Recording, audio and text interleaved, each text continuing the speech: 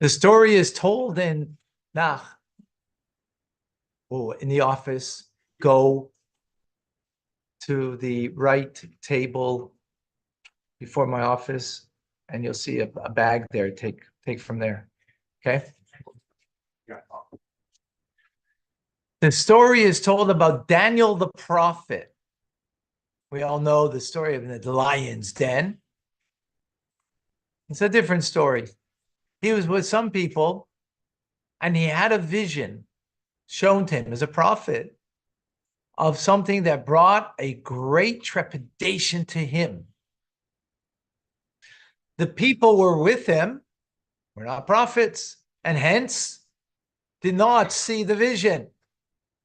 But yet, they too fell upon them great trepidation.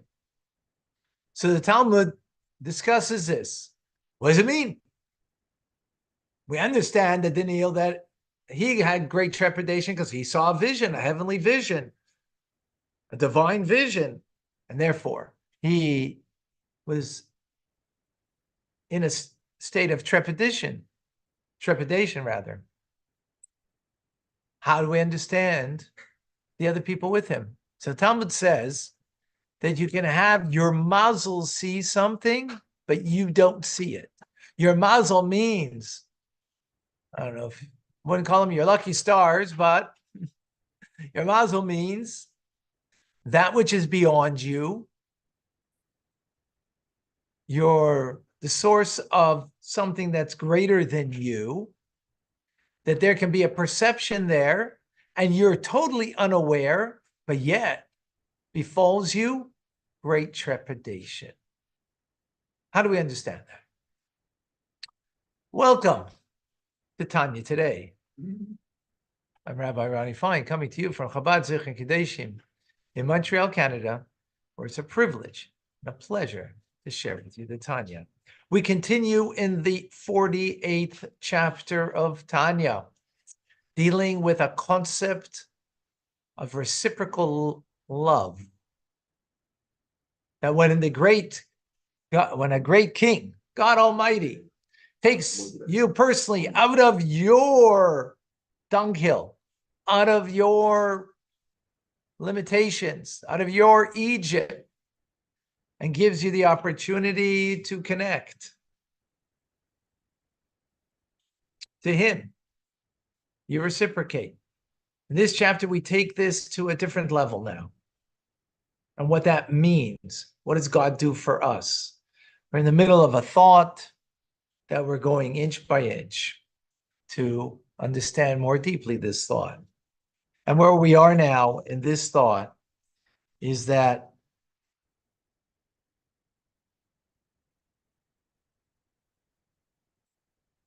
there are two forms of vitality that come from God. The Ein Sof, Soiviv Kol Almin, the infinite light that is all-encompassing. It's infinite, so it encompasses everything equally. And then a limited light of God, right? That is a minimal ray that comes from that infinite light that vests within every creature in a unique, distinguished manner. Just like as the soul vests itself in the limbs of the body to give the eye the capability to see, the arm to act like an arm uniquely. So, to illustrate this point, says the Alter Rebbe, let us consider the material world, that the whole world is full of God's glory. As it says in Jeremiah. What does Jeremiah say? Do I not fill heaven and earth, says God. It says I. What does it mean I? The eye of God. With a capital I, not with the E-Y-E. What does it mean I? It means the infinite of God, not a ray of light of God. That would be a glory of God. Like the glory of a person is not the person. It's the glory of them, but not them. But the verse says, I fill heaven and earth. So what does it mean? It means in an encompassing way. Does God actually pervade the eye of God, the Ein Sof, the limitlessness of God? Does it pervade the world? Absolutely. But in a way that's not revealed to us, in a way that we don't perceive the influence. Like who? Daniel the prophet and his cohorts, right? They didn't perceive the vision, but yet they were affected by it, right? What do we perceive? The influence from above that is contracted, mitigated, very minimal. Metaphorically, what would that be? Like something inorganic or vegetation versus human or animal. When you look at a stone, how much perception of vitality do we perceive there? We perceive that's minimal, right? Compared to human life, right? Perception. Right? Because we perceive, because that's a limited light. That's the metaphor, right? To appreciate that pervading in this world and in us two forms of divinity, one all-encompassing and one pervading that is enclosed. Enclosed means it's made to measure, just like the clothes fit the man, right? And what happens because the clothes fit the man? They measure to that which they are enclosed in, and therefore limited. That's the limited light of God. That's something that we perceive because it's minimal, just like the inorganic, the rock, that it is a light of God, or the vitality that's in it is a very limited one. So in terminology of Kabbalistic terminology, we speak about two worlds. There's called the hidden world and the revealed world. The Alma de Scasia, Alma de Sgalia. The world that's hidden and the world that's revealed. And it's the opposite. The world that's hidden is a greater world. Why is it hidden? Because it's Ein Sof, it's limitless, right? It's limitless light of God. That limitless light of God pervades, but not in a way that we experience the influence.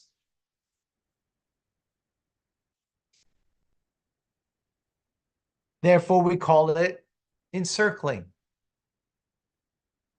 What does it mean? Is it pervading or is it encircling? Is it encompassing or is it within? After contraction or before? No, we're talking about the infinite light of God. Okay. God, he says, I fill heaven and earth. It means he pervades it, Yeah. but not in a way that he is defined by it or limited by it, right? The soul, the way it is in my eye, is defined by the eye then, in the limitation of an eye, as opposed to an arm, or as opposed to a mouth. But when we speak about the infinite of light of God, that's all encompassing. It's not defined, it's not limited, and therefore we don't grasp that. We don't experience it. Is it here? Yes.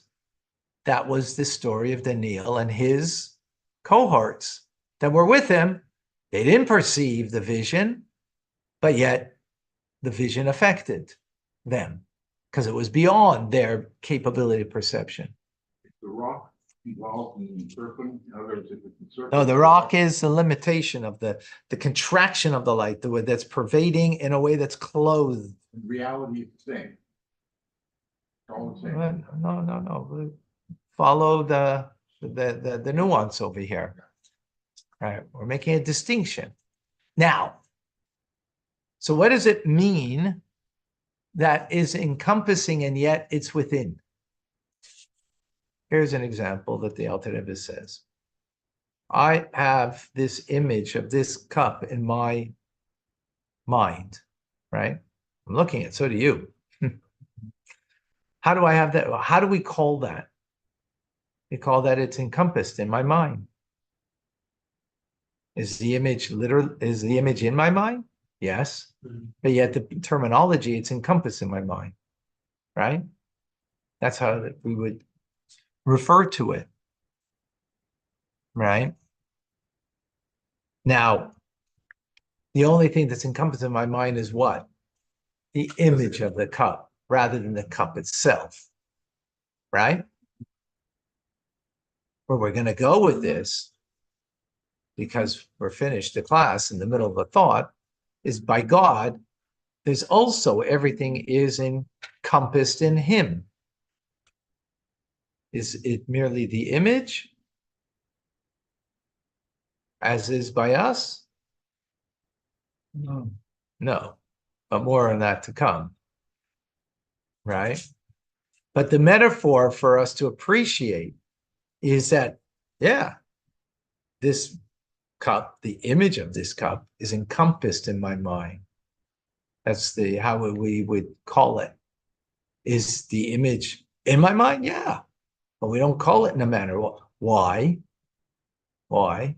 Because I can have this encompassed that is inanimate, and I can have you encompassed in my mind that is human, not merely inanimate. And how are you encompassed in my mind? Equally in the image of you, right? You see where we're going with this, right? To understand God's relationship, right, in creation.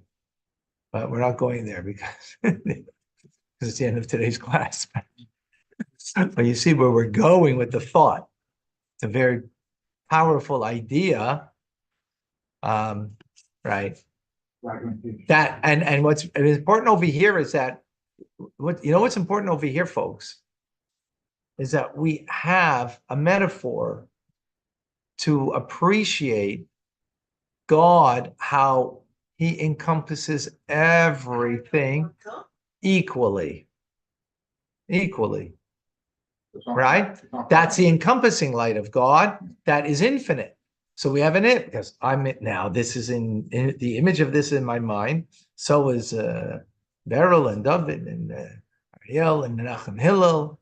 You guys are, together with this. How are you in my mind? Equally. No difference, right? Not in value, in the importance of you in my mind. That's not the point. The fact of it, right? The fact of the image of you in my mind and this cup is equal. That's the light of God. That is the equally that he fills everything in an equalized way. And how do we call that? Encompassed. You're encompassed, you in my mind, right? That is what's called the hidden world, right? In the revealed world, there's distinction in the vitality of God. That's the higher form of vitality of God, right? Encompassing. Okay. The infinite of God encompasses all the finite equally, simply put. But then there is the finite, limited, contracted light of God, right? That is clothed. Why do we call it clothed? Because this is clothing and this fits my arm. This is not all encompassing, because all encompassing, then it would fit me and you like a tent. Then that's called wearing a tent. You don't like wearing a tent. You know why? Because you don't want to be all encompassed. You want to have it made to fit. So this is made for my arm. This is made for my torso. And if it was the other way around, right? That's the form of vitality that is contracted, limited, that gives unique vitality different to the cup, inanimate, than to a human. Those are the two forms of vitality. Okay, where we're going with this is you got to stay tuned. Thanks, Rabbi. Be well. Thank you for. Was there any question? I'm sorry. conversation later, okay? Because we have people that are listening to your conversation. Okay? Oops. I'm sorry, I didn't realize it. Maybe some questions. John. Pesach Sheni. Yes, today is Pesach Sheni, the second Passover. Beryl, don't forget the bench. Oh. All right. Don't forget Birchas Hamazon to bench. Okay. Oh, okay. Oh. Right.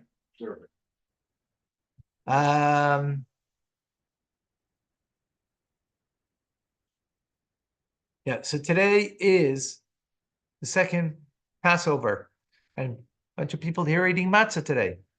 We're gonna eat matzah. It's a custom. On the first Passover, it's an obligation. Second one, it's a custom. What is today? Today is the day celebrating the idea that there's never lost hope.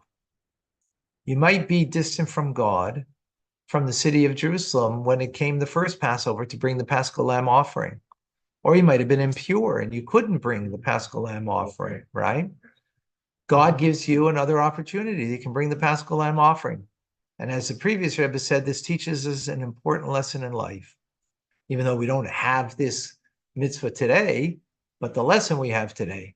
And the lesson is that we may be distant from God. We may be even impure in our ways, but there's never lost hope, because there's always another opportunity that God gives us so we can become close and become pure and to be connected to Him. That's the lesson of Pesach Sheni that we celebrate today. With that, l'chaim. I have a question. So in terms of like the metaphor of what we're encompassing in our mind, and for instance, that you have different objects that you, okay, put aside the objects, encompassing something in our mind is part of what we're talking about when we're talking about encompassing. Is it just the visual aspect of it, or is it also like our own sort of like when you look at this and you say like this is a cup, or you look at this and you say this is David, or you look at this and you say this is a table? Are we just talking about like sort of visual of like visually I see these different things? Or are we also talking about our own sort of categorization of different objects? No, we're talking about the fact of the matter that when you visually have in your mind encompassed an inanimate object, right, compared to human, you have them in fact equally in your mind. There's no distinction. Okay. There's no distinction in your appreciation of a human over a cup, of course. But that's not a fact. That's not a fact. That's not a fact. That's up to you. Yeah. But the fact I'm looking at you and I'm looking at this cup at the same time, in fact, they're equally encompassed in my mind. That's a fact. How I appreciate that or don't appreciate it. Some people, maybe they like the cup better, right? Because it's their cup, and you're not giving them water. You're not my servant, So then, I appreciate this more. Whatever. Yeah. The point is that's not a fact. Okay. But the fact is, that in encompassing in my mind, it's equal, right? Okay. That makes sense? Yeah. And that's a metaphor for us to understand God. That's the important thing over here. Wow. Right? The God, the Ein Soif, the Soivev, the encompassing light of God, that is the infinite light of God, encompasses everything equally. In fact, Yeah. right? Not talking about what's more important to him. That's not we're talking about God as creator. Not talking, right? God as creator. Talking about him as creator now. We got to go step by step over here. But only in his capacity as the Ein Sof? That's all. Well, that's what then there is a way God is vested in creation. Yeah. Like this like this kapata is specific for the arm. I'm not wearing a tent. If I was wearing a tent, that would be all encompassing, and then the cup, me and you, would be equally encompassed by the tent, right? Now we're not talking about that. There's a different form of vitality that's much contracted. That's the revealed world, not hidden. The other one's hidden. It's way beyond us. Yeah. The revealed world is revealed because we see distinction. We appreciate the distinction in the vitality. The cup is very much reduced to contracted light of God, Yeah. and a very limited, not Yeah. infinite, limited, as opposed to vegetation, opposed to animal, opposed to human. And that's a revealed world. That's revealed world, Yeah. because that is something we have a perception in. Yeah. We have an appreciation in. We have a metaphor for both of them, but it's still the infinite is beyond us that we can't perceive it. And that's going back to Daniel with the people he was with. He had a vision, so he was afraid from that vision. He had trepidation, but the others didn't see the vision, yet they had trepidation, because that encompassing light, that's a metaphor for the encompassing light, right? That you can be influenced by something that's encompassing you, that's beyond you, and still it affects you. You're just not aware of it, right? Can I ask a question? Go ahead. Are we talking about fragmentation and illusion? In No. reality, is it an No. illusion? Is this an illusion that we're living in? I mean, that's not what we're talking about. We're talking about two ways that God animates, that he creates. And two, is right? Encompassing light, a contracted, integrated light, if you will. Right? Beyond and within. Infinite, finite. Okay? Yes. That's what we're talking about. Yeah. Okay. All right, folks. Rabbi Ronnie Fine coming to you for Chabad Zuch Kadesh in Montreal, Canada. It's a privilege and pleasure to share with you, Tanya. We will continue our Fabringen conversation, of course, every day. Join us.